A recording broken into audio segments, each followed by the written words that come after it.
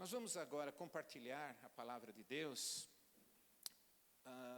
abrindo as nossas Bíblias, na primeira epístola do apóstolo Pedro, capítulo 1, os versículos 9 e depois 13 a 16. Vamos então fazer a leitura bíblica textual, que serve de base para a palavra desta noite. 1 Pedro capítulo 1, versículo 9, na nova versão transformadora, e depois nós iremos saltar para os versículos 13 a 16. Pois vocês, portanto, estão alcançando o alvo de sua fé, a sua salvação. Agora o 13, por favor. Vamos lá? 1:13. Capítulo 1, versículo 13. Portanto, preparem sua mente para a ação e exercitem o autocontrole, depositem toda a sua esperança na graça que receberam quando Jesus Cristo for revelado, ou que receberão quando Jesus Cristo for revelado. Sejam filhos obedientes, não voltem ao seu antigo modo de viver, quando satisfaziam os seus próprios desejos e viviam na ignorância. Agora, porém, sejam santos em tudo que fizerem, como é santo aquele que os chamou. Que Deus abençoe a leitura da sua palavra. Amém? Nós vamos colocar a primeira figura, primeira imagem dessa noite, a título de introdução da nossa palavra, que tem como referência o alvo da nossa fé. Nós vamos falar sobre esse tema. Qual que é o alvo da nossa fé? Não é? Aonde que nós estamos focados como cristãos, como filhos de Deus? Alvo, né? Alvo fala de objetivo, de meta, não é? De direção, para onde nós estamos indo. E esta frase aqui é bem sugestiva, em consonância ou em concordância com a mensagem dessa noite, que diz: a santidade não é uma opção, mas a resposta natural de um coração transformado pela graça de Deus. Vamos falar todos juntos?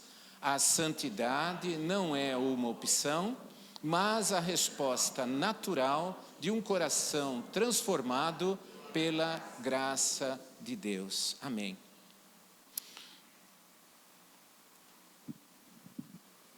Vocês, em Cristo Jesus, vocês, amados e queridos irmãos, e os cristãos de todas as épocas, somos aqui descritos pelo apóstolo Pedro como pessoas que estão em um caminho e que estão alcançando o objetivo de suas vidas, o alvo de sua fé, conforme nós lemos em 1 Pedro capítulo 1, versículo 9, vamos colocar novamente em tela: pois vocês estão alcançando o alvo de sua fé, a salvação.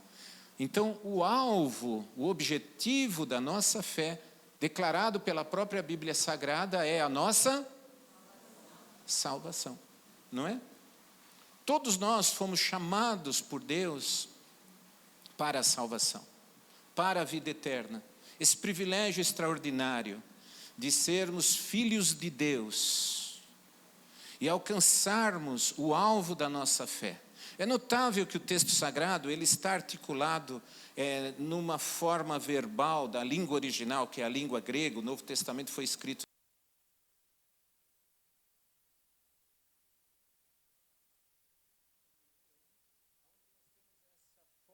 verbal, que é o tempo contínuo.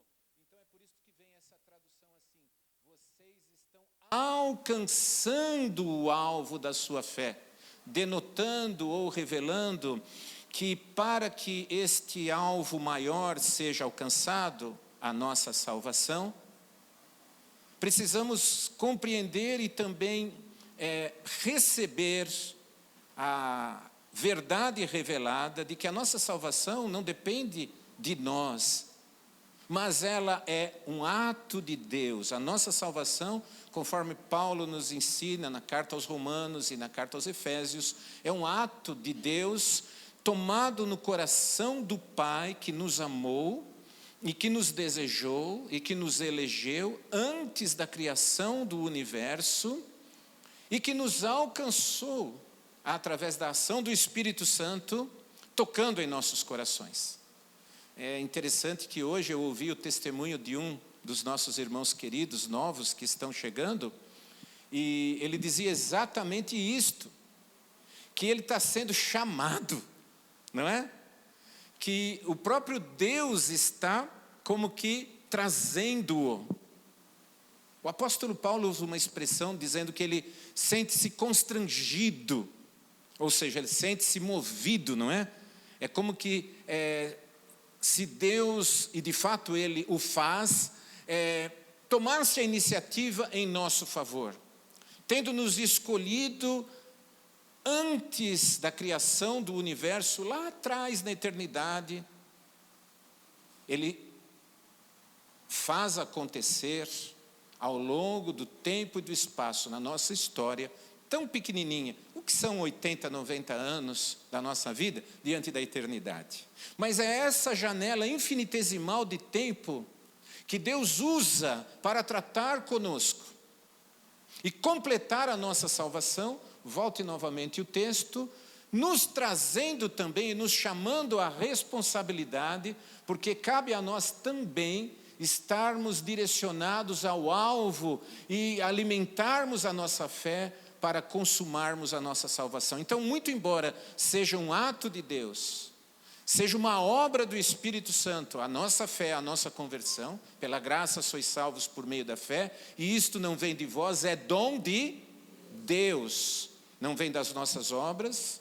Seria impossível nós nos salvarmos efetivamente pelas obras, porque a justiça de Deus só pode ser satisfeita com um ato perfeito de justiça. Por isso, então, Cristo Jesus dá a sua vida por nós e satisfaz plenamente a justiça de Deus para que a nossa eleição pudesse ser consumada dentro de todo o coração de Deus que ama, mas também que é satisfeito com a justiça. Então, Deus está plenamente satisfeito, Deus está contente, Deus está feliz e nos chama para sermos participantes da sua fé, da fé em Cristo Jesus, para a nossa salvação e bem-estar eterno. O alvo maior é a nossa salvação. Começou no coração do Pai lá na eternidade, mas se alcança com a nossa coparticipação, como nós vimos nos versículos 13 a 16. Então, como nós devemos proceder para efetivamente tornar a nossa salvação manifesta, para que a nossa salvação produza frutos? Jesus falou: pelos seus frutos os conhecereis. Ou seja, há frutos, há manifestações visíveis na nossa vida que denotam, que esclarecem para nós mesmos e para o mundo, e isso na Bíblia, teologicamente, tem um nome, chama-se testemunho.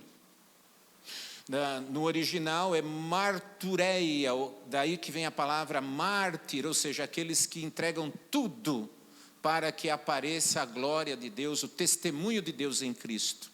Nós sabemos que no passado os nossos irmãos cristãos deram muitos a sua vida, efetivamente, e segundo a tradição e a história cristã, com exceção do apóstolo João, todos os outros foram martirizados, no sentido de entregarem as suas vidas em testemunho ou por testemunho ao Evangelho, porque naqueles tempos, mormente, a perseguição do Império Romano, muitos tinham a sua própria vida ceifada pelas perseguições do antigo Império Romano, quando criam em Jesus e quando davam testemunho da sua fé em Cristo, porque a vida civil, né, ou a vida civil estava misturada com a vida religiosa.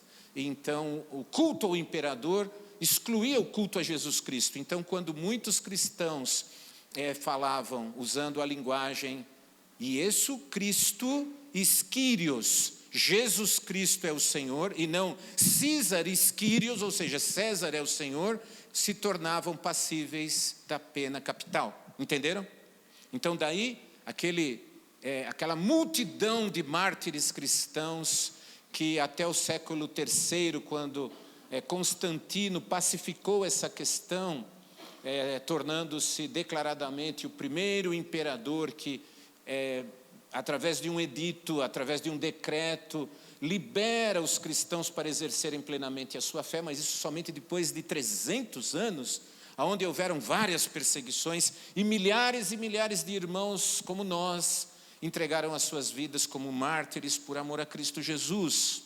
Então, nós podemos dizer que hoje ser crente é fácil, não é verdade? E às vezes a gente reclama, não é? Que é difícil, que está difícil, mas se nós pensarmos bem, nós temos aí todo um legado de conquistas que nos foram outorgados ou outorgadas por nossos antepassados, irmãos e irmãs, que ao longo desses 20 séculos de história da igreja cristã, permitiram que hoje nós tivéssemos liberdade de culto, liberdade de pensamento, liberdade de expressão, que em alguns países, inclusive aqui no Brasil, nos últimos anos estão também sob júdice, não é? Há uma certa ameaça também sobre esses direitos invioláveis e que devem constituir uma nação que está fundamentada na tradição judaico-cristã, como o Brasil, até onde entendemos, está.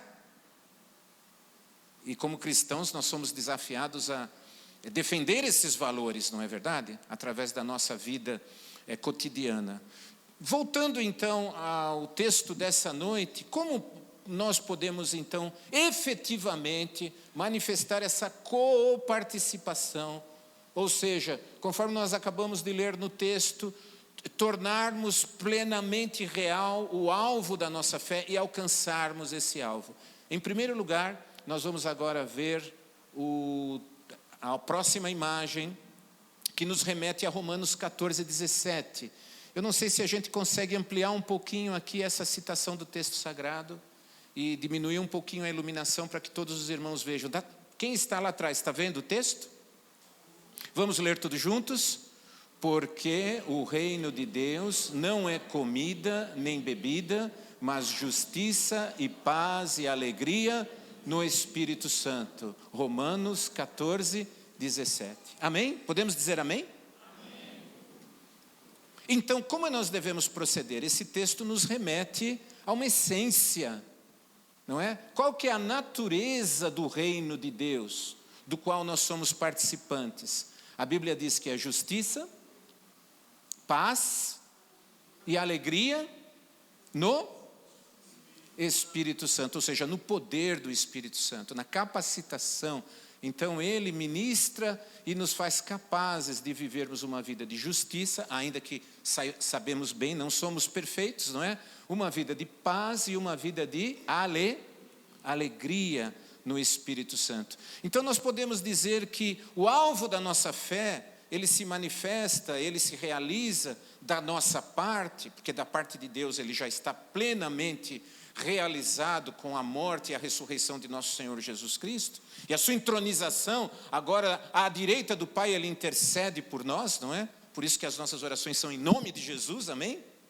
Pois bem, nós podemos afirmar então que da nossa parte, cabe a nós agora interiorizarmos o DNA do reino. Tornarmos parte de nós, da nossa essência, aquilo que o reino de Deus é manifesto, pois o reino de Deus não diz respeito ao que comemos ou que bebemos, mas a uma vida de justiça, paz e alegria no Espírito Santo. Você pode dizer para a pessoa que está ao seu lado, essa é a sua vida. Uma vida de paz, de justiça e de alegria no poder do Espírito Santo. Haviam muitas controvérsias nos tempos de Cristo com relação à vida cristã e à vida religiosa em geral, em torno de comida e de bebida, não é? E hoje ainda existem muitas controvérsias com relação a roupas, a costumes, que não fazem parte da essência do reino, não é verdade? Se uma pessoa usa camiseta polo, ou camisa de manga comprida, ou paletó, não é isso que salva. Não é isso que o distingue como um membro do reino de Deus, como um filho, uma filha de Deus. Mas se em seu coração há uma vida espiritual de alegria, de paz e de justiça no poder do Espírito Santo. Então, é nós assumirmos, interiorizarmos, como que, usando uma expressão coloquial, né, tomarmos uma injeção na veia do poder do Espírito Santo, amém? Para que a essência de Deus, a sua natureza, faça parte de nós. E nós podemos averiguar isso com muita clareza, na nossa experiência cristã, através de algumas evidências. Uma evidência: quando nós pecamos, imediatamente nós ficamos tristes. O salmista Davi diz assim: Senhor, restitui-me a alegria da minha salvação. Vamos dizer juntos? Senhor, restitui a alegria da minha salvação. Mais uma vez. Senhor, restitui a alegria da minha salvação. Então, todo cristão genuíno, quando ele pisa na bola, quando ele não obedece um mandamento, ele sente que errou.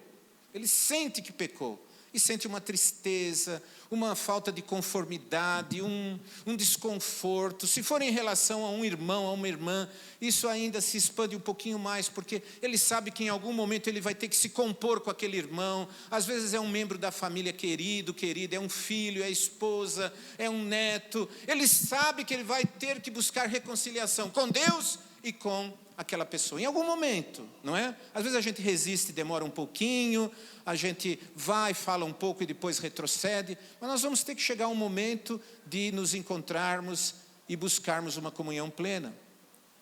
E todo cristão tem essa consciência. Por quê? Ele interiorizou, ele tornou parte das suas convicções, dos seus sentimentos, da sua alma, do seu coração, os valores do reino. Coloque novamente a imagem, por favor. Há muitos outros, e nós vamos explorar isso daqui para frente. Mas aqui, resumidamente, o Espírito Santo inspira Paulo, o apóstolo, a dizer que o reino de Deus pode ser qualificado como um reino de justiça, de paz e de alegria no Espírito Santo. Amém? Então, numa igreja, numa família, não é? Numa empresa onde o sócio é cristão, ele deve procurar aquela comunidade, aquela família, aquela igreja, justiça. Sermos equânimes, sermos justos uns com os outros, não é? Partilharmos os nossos dons e talentos, partilharmos as nossas riquezas, aquilo que Deus nos tem dado, não só financeiramente, mas o nosso tempo, os nossos conhecimentos. Por exemplo, numa igreja como a nossa, onde podemos ter jovens que estão tendo dificuldade com o emprego, isso é muito comum hoje em dia, não é? Nós temos aí uma população entre os 15 e os 30 anos hoje, em que há muita gente desempregada e não consegue emprego, sim ou não?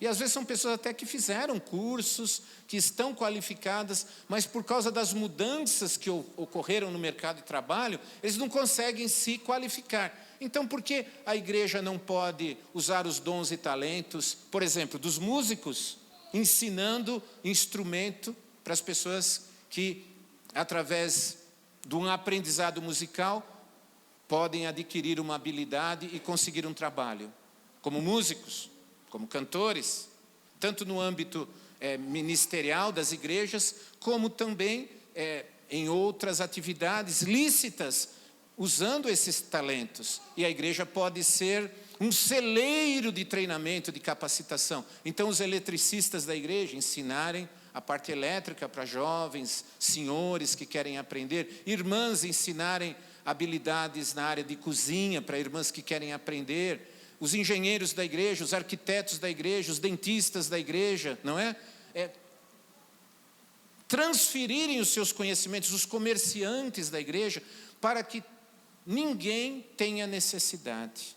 E mesmo assim, se alguém tiver, nós podemos ajudar com uma cesta básica, com ofertas, pagando uma conta de água, pagando uma conta de luz, não deixando nenhuma família padecer necessidades, vergonha, humilhação.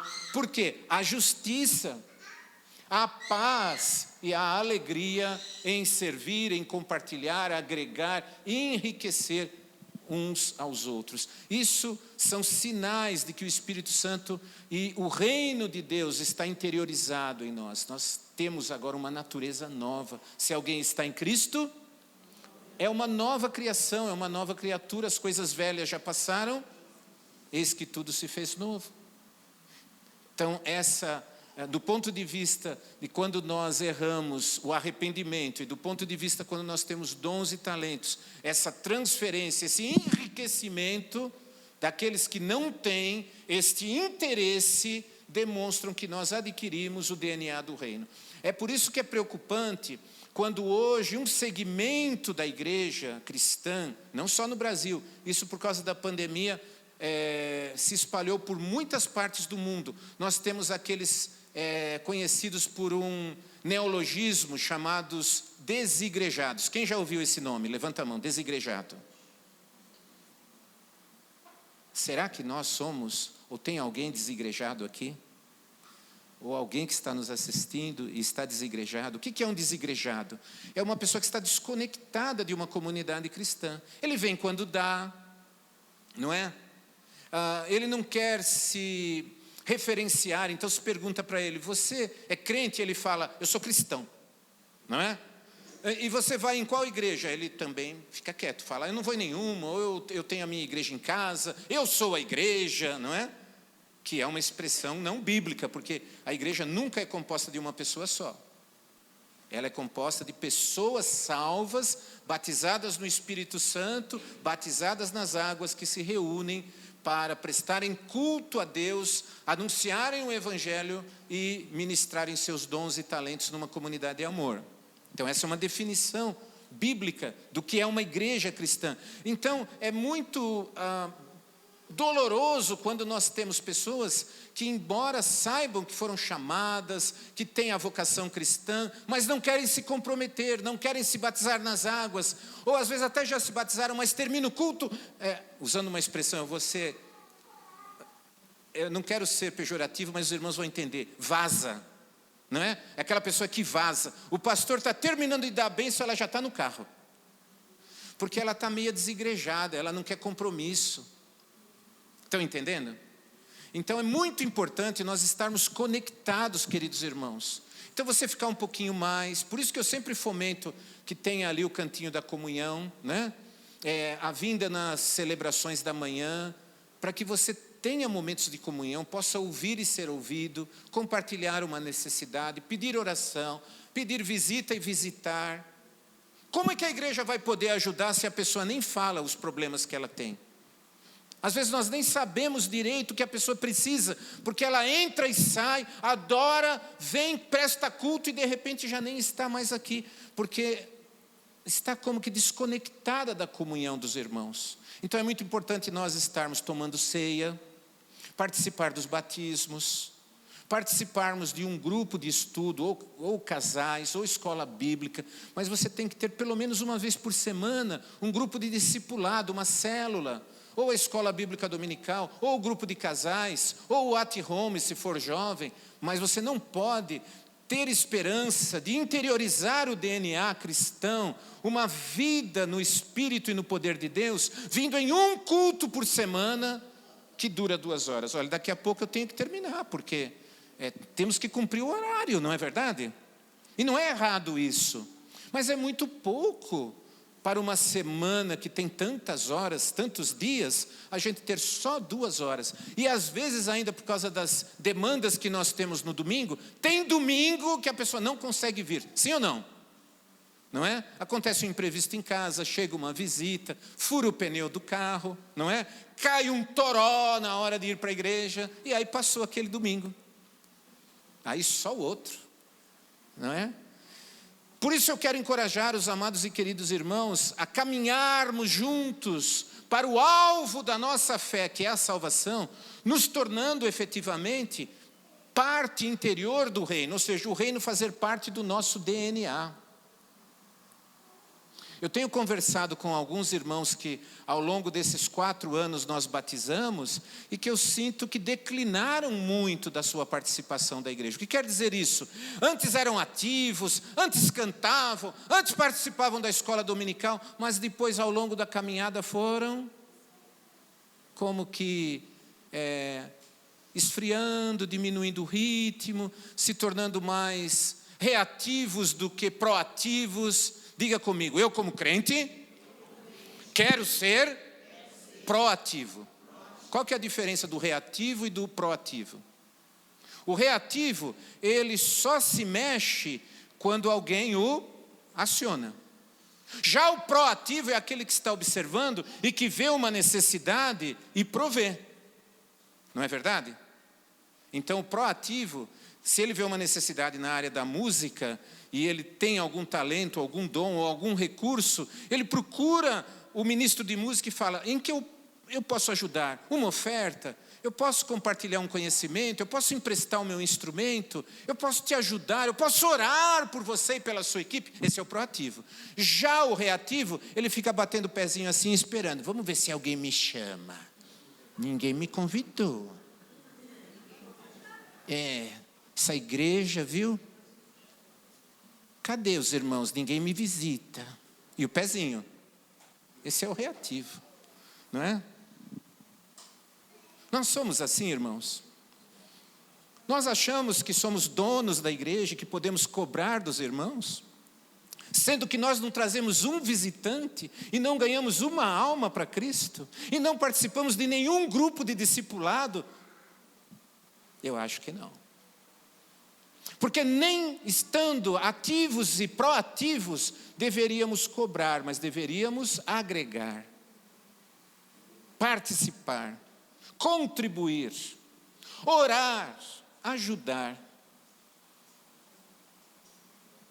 Pelo menos biblicamente, é essa a postura dos cristãos neotestamentários no livro de Atos. Eles estavam sempre juntos, repartiam os seus bens, oravam todos os dias, comiam juntos nas casas e no templo, e tudo tinham em comum, e o testemunho da igreja prosperava, havendo conversões cotidianamente. Sim ou não?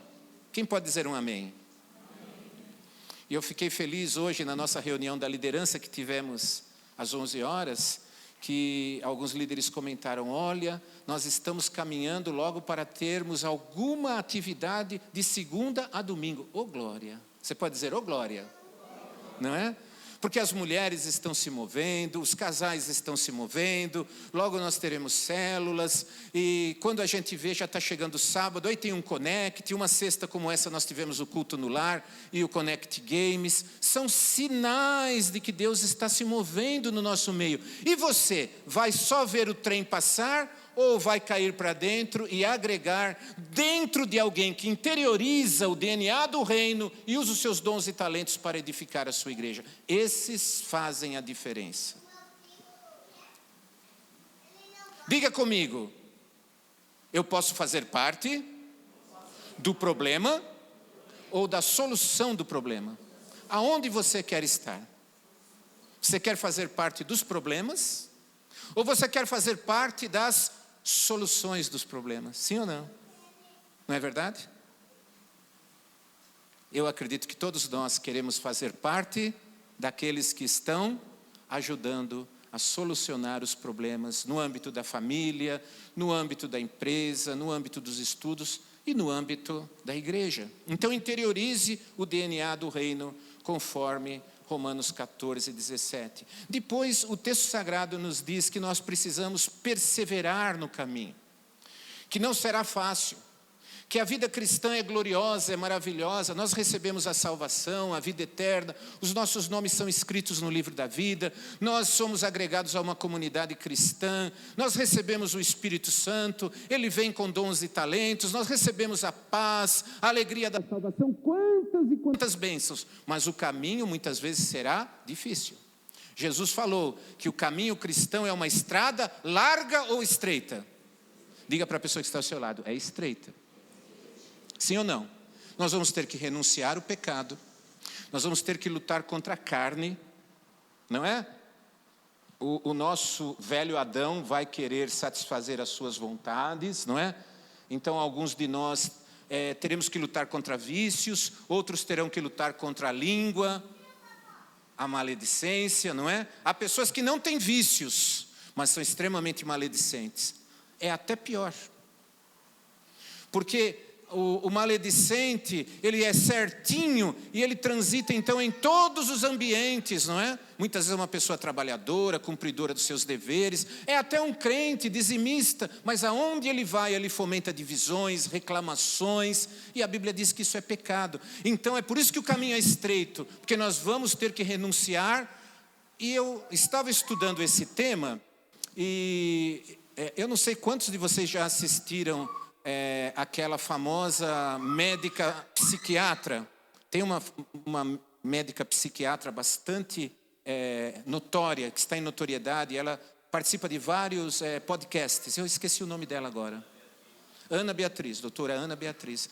E quando num dos podcasts, por que nós temos tanta dificuldade com relação aos relacionamentos, ela falou assim: quando nós detratamos, quando nós usamos de maledicência, isso traz um empoderamento naquele momento e liberam hormônios de serotonina que nos trazem uma sensação de prazer.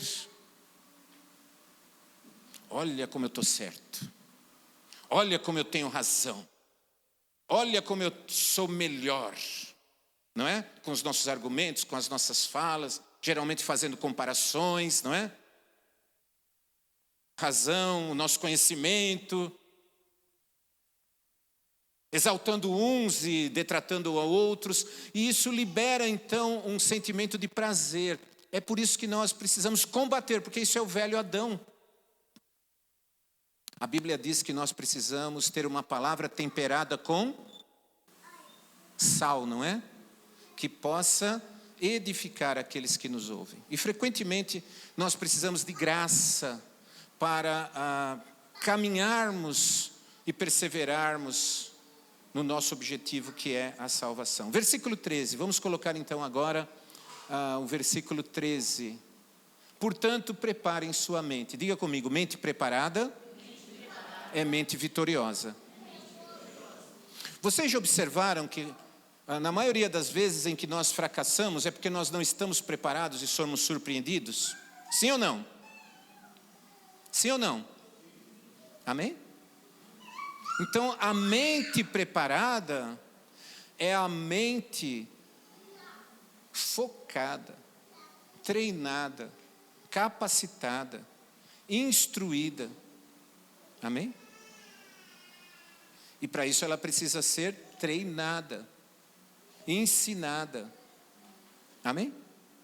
Então se prepare, estude, participe das reuniões, principalmente reuniões onde há estudo da palavra, há aprofundamento na palavra.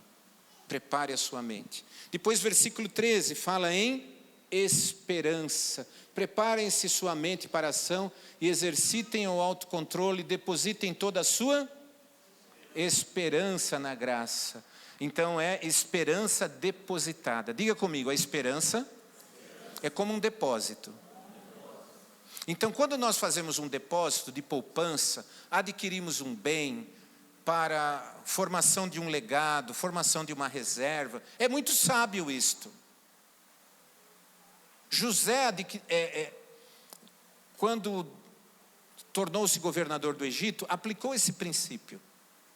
Quando Deus lhe revelou que viriam 7 anos de carestia, qual foi a orientação que ele deu a Faraó? Nos 7 anos de prosperidade, deposite. Amém? Deposite, guarde, faça poupança, para que nos 7 anos de carestia, não é? De falta de alimentos, o povo possa ser alimentado. A esperança, ela também é como se fosse um cofre no qual nós depositamos a nossa expectativa naquilo que Deus vai fazer mediante a sua graça que nós recebemos em Cristo Jesus. Diga então comigo, nós não andamos por vista, mas andamos por fé. Então é por isso que quando Cristo nos revela, através da sua palavra, através da comunhão com os irmãos, a sua vontade, nós precisamos ir depositando esperança naquilo que Deus promete. Porque muitas vezes nós não veremos os resultados imediatos. Diga comigo, resultado imediato não existe. Amém? Tudo nós temos que depositar e esperar um tempo para amadurecer, sim ou não? Não é verdade? Resultado imediato de algo que você investe não existe. Para formar um médico, quantos anos? Mais ou menos 10 anos, não é? 10 anos, não é verdade? Para formar um engenheiro, mais ou menos 6, 7, não é? Um advogado, um pastor, mesma coisa. E ainda depois tem a experiência que ele vai ter que adquirir ao longo dos anos. Qualquer atividade. Para formar uma mãe, um pai, são anos. Um esposo, uma esposa. Anos e anos de convivência, de dedicação, de amor à família, de trabalho. Então são esperança depositada. Nós precisamos acreditar na nossa esposa, nos nossos filhos, no nosso pastor, no nosso professor de escola dominical, no nosso líder de célula.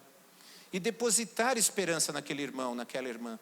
Mesmo quando ele ou ela nos, de alguma forma, causam desconforto. E é normal. Gente, quantos desconfortos os discípulos causaram em Jesus? E um dia ele olhou para eles e disse assim, vocês também querem ir embora? Sim ou não? Não aconteceu isso? E naquele momento, quem se levantou e tomou a palavra? O apóstolo Pedro, que disse assim, Senhor, para onde iremos nós? Tu tens as palavras de vida eterna. Então eu gostaria de aplicar essa verdade à comunidade cristã. Para onde iremos nós? Para o mundo? Para onde iremos nós? Senão o reino de Deus, amém? A família, a igreja, o corpo de Cristo. Instituições cristãs, como nós temos aqui o Colégio Batista. São bolhas, vamos usar assim essa expressão coloquial, onde nós encontramos proteção, afeto, justiça, graça, misericórdia, pessoas que vão nos acolher, nos abraçar e nos perdoar quando nós errarmos, porque erraremos, sim ou não? Então, a perseverança no caminho é uma esperança depositada, versículo de número 13, mas também é um relacionamento de obediência filial. Coloque em tela, por favor, agora o versículo 14. Sejam filhos obedientes, não voltem ao seu antigo modo de viver, quando satisfaziam os próprios desejos e viviam vamos dizer uns aos outros, agora nós temos luz, não é? Antes nós estávamos nas trevas da ignorância, da falta de conhecimento. Agora nós sabemos o que é pecado e o que é justiça, não é verdade? Nós temos acesso à palavra de Deus e o Espírito Santo nos ilumina para compreendermos e aplicarmos a palavra. Então, por que voltarmos aos nossos próprios desejos? Por que voltarmos à ignorância? Sejamos filhos obedientes. Digo, bom filho ama o pai, ama a mãe. E mais do que obedecer por temor, obedecer por amor é a verdadeira evidência de uma filiação. Amém? O filho que realmente é filiado, tem relacionamento, ele pensa assim, não, eu vou obedecer ao meu pai, porque eu gosto dele, porque eu amo, eu respeito, é o meu pai, é a minha mãe. Isso é obediência filial, e é esse ideal que a palavra de Deus aqui, através do apóstolo Pedro, nos propõe. Sejam filhos obedientes, não por temor, mas por amor. E então vocês estarão livres da ignorância e do antigo modo de viver, amém? Ficaremos livres de muitas enfermidades, de muitas perdas, de muitas dores. E teremos assegurada a nossa eterna salvação. Diga para a pessoa que está ao seu lado, é a sua salvação. Não é? É a sua, é a minha, é a nossa salvação. Que nós precisamos alimentar, manter. E para concluir, isto se dá vivenciando a sua identidade como filhos santos de Deus. Põe a próxima figura, por favor. Perseverança.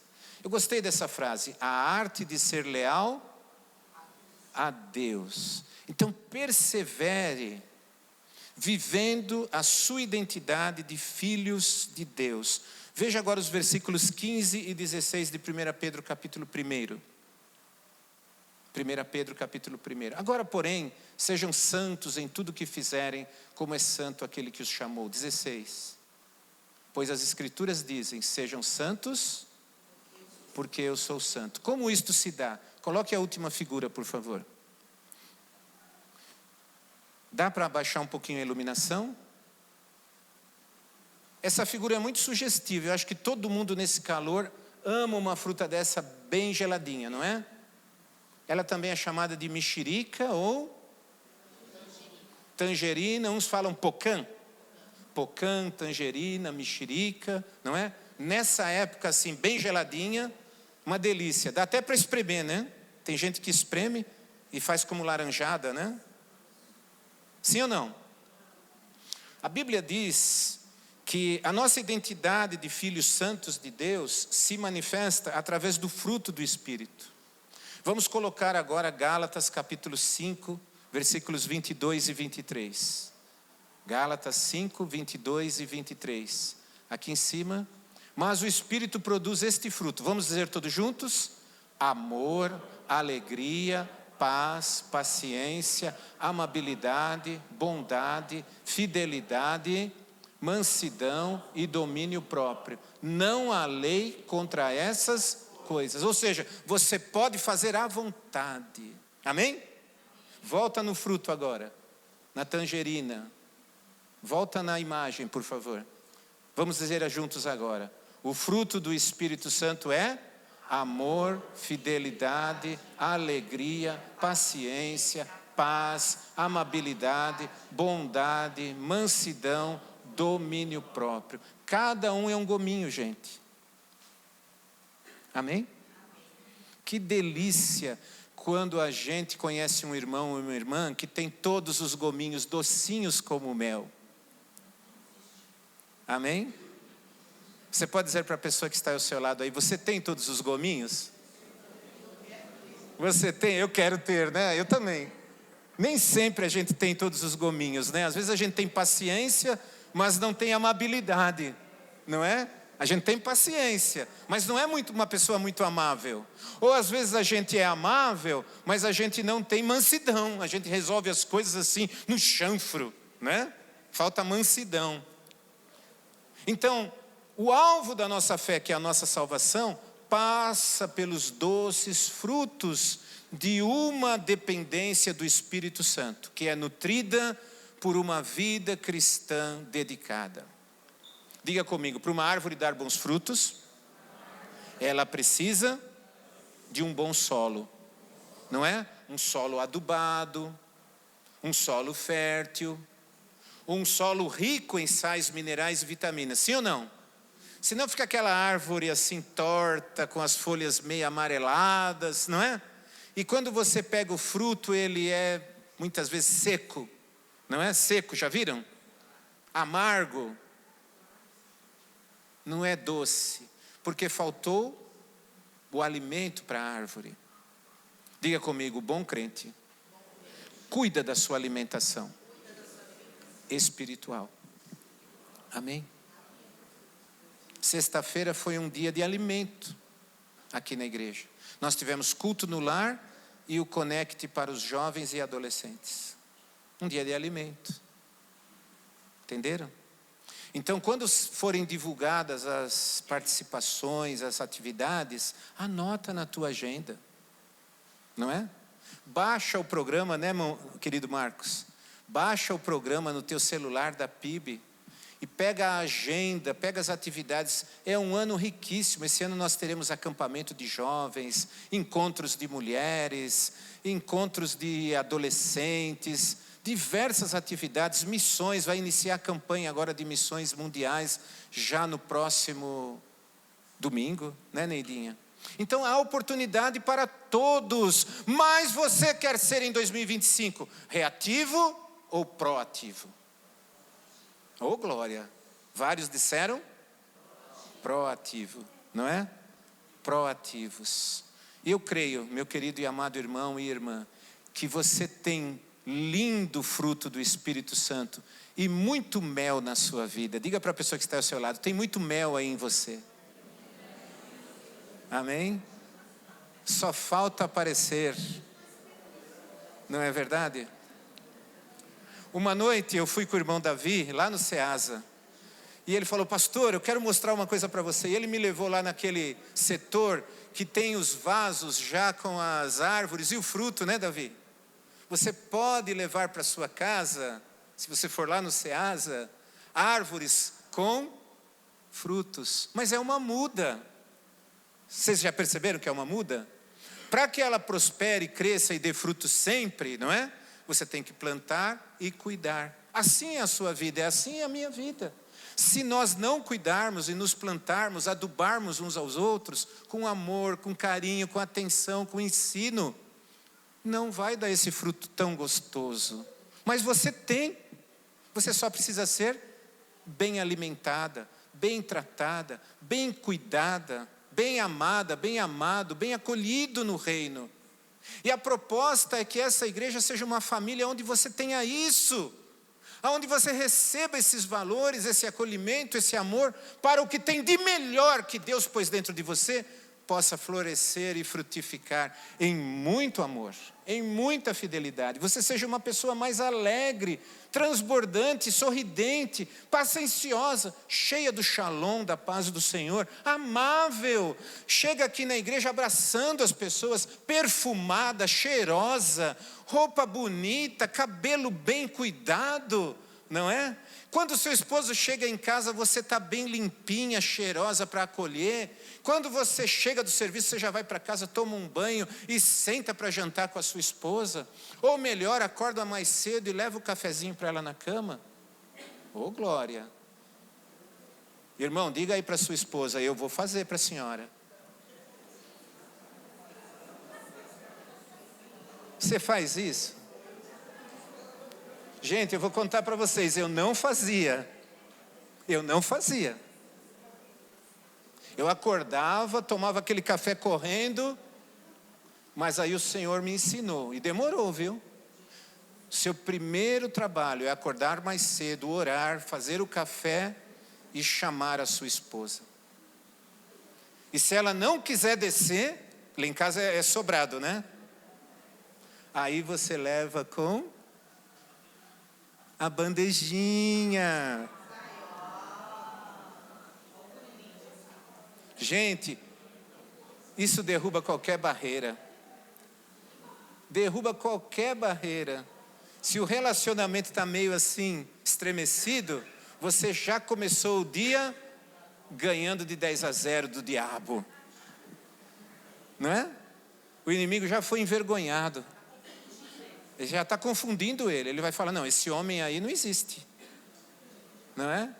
Ele é muito especial. Ele está dando o fruto dentro da sua casa, de amor, de alegria, sendo paciencioso, sendo amável, bondoso com a esposa e vice-versa, não é? Amados e queridos irmãos, eu quero nessa noite deixar essa palavra com muito amor e carinho, como um apelo de Deus, para que você tenha uma semana de vitória, amém? Uma semana muito abençoada, o seu lar seja muito próspero, muito abençoado, e você possa ali manifestar o alvo da nossa fé. Nunca se desvie, nunca deixe o bom caminho para o qual você foi chamado. Deus pagou um alto preço por nós, queridos. Jesus morreu em nosso lugar. Dentro de 50 dias nós vamos celebrar a Páscoa, não é? E nós vamos rememorar o grande sacrifício de Cristo Jesus por nós. E a sua ressurreição, a vitória dele contra a morte, o sepulcro vazio, que é o sentido maior da Páscoa. É um momento muito especial na fé cristã. Vamos nos preparar, abraçando esse ano com muito amor e carinho, mantendo firme o alvo da nossa fé, Cristo Jesus, não nos desviando nem para a direita e nem para a esquerda. E quando o mundo nos assolar, quando as tentações vierem e nós cairmos, dizermos, Senhor, perdoa o teu filho e restitui a alegria da minha salvação. Amém? Se você entendeu essa palavra, você que está nos assistindo pela internet e quer aproveitar essa oportunidade para tomar uma decisão, normalmente depois de uma mensagem nós podemos tomar duas decisões. Se nós já somos cristãos, nós podemos tomar a decisão de um maior degrau, uma profundidade maior de dedicação. Fazendo uma reflexão, olha pastor, eu sou uma pessoa alegre, graças a Deus, eu sou uma pessoa pacienciosa, mas eu não tenho muita bondade não. Olha, eu reconheço que domínio próprio não é comigo, de vez em quando eu solto um palavrão, né? Eu dou uma cantada de pneu, vocês já viram, gente? Quando a pessoa está com raiva, e ela acelera o carro e dá aquela cantada de pneu, isso é pecado, né? Porque a gente está extravasando uma raiva, um ódio, e está descarregando no carro, coitado do carro, não é verdade? Então é falta de domínio próprio. Mas nós podemos ser libertos em nome de Jesus, amém?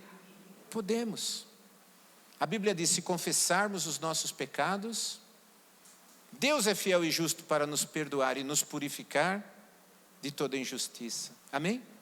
Então nós podemos sair daqui melhores nessa noite. Mas se você ainda não aceitou Jesus como Senhor e Salvador, o maior interesse meu e de Deus é que você não saia daqui sem Cristo. Como dizia aquele velho hino do cantor cristão, não saia daqui sem Cristo, não saia daqui sem Jesus, porque Ele morreu na cruz por você e quer te dar a salvação.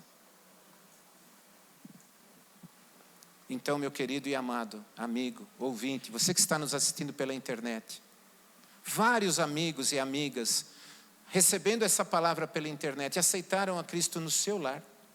Outros aceitaram a Cristo aqui. Ou vieram motivados por uma mensagem, por uma música, que assistiram e depois confirmaram sua decisão aqui nesta casa. Então, se você estando ou em casa, ou no tablet, ou no celular, ou aqui, não saia deste culto que já está acabando sem Cristo. É o seu momento, é a sua oportunidade. Então eu peço que nessa hora, você abaixe a tua fronte e ore comigo. Existe um versículo que nos orienta nesse momento e ele diz assim: mas a todos quantos o receberam, Deus lhes deu o poder de serem feitos filhos de Deus, aos que creem no seu nome. Então todos podem receber a Jesus. E a Bíblia diz que Deus amou o mundo de tal maneira que deu o seu Filho unigênito, não criado, gerado, um com o Pai por toda a eternidade, mas Ele veio, tomou a forma humana e morreu por mim e por você. Então você precisa e deve retribuir esse grande amor, recebendo a Ele como seu Senhor e Salvador. Se você quer tomar essa decisão, você pode orar agora. E eu peço que você feche os seus olhos. E se desejar usar essa oração modelo que eu vou fazer, você poderá orar comigo e dizer: querido Jesus, eu recebo a salvação, o alvo maior de todo homem, de toda mulher, o meu alvo nesta noite, tendo reconhecido por meio desta palavra, que o Senhor me chama para a vida eterna, eu respondo a este chamado dizendo: eis-me aqui, eu me arrependo dos meus pecados e aceito a Jesus Cristo como meu único e suficiente Senhor e Salvador. Jesus, entra em minha vida, perdoe os meus pecados, escreve o meu nome no livro da vida. A partir de hoje, eu quero abraçar esse alvo e te seguir e ser um cristão dedicado. Eu peço, ou uma cristã dedicada, eu peço que o Senhor assim me transforme em nome de Jesus. E toda a igreja orando, diga amém.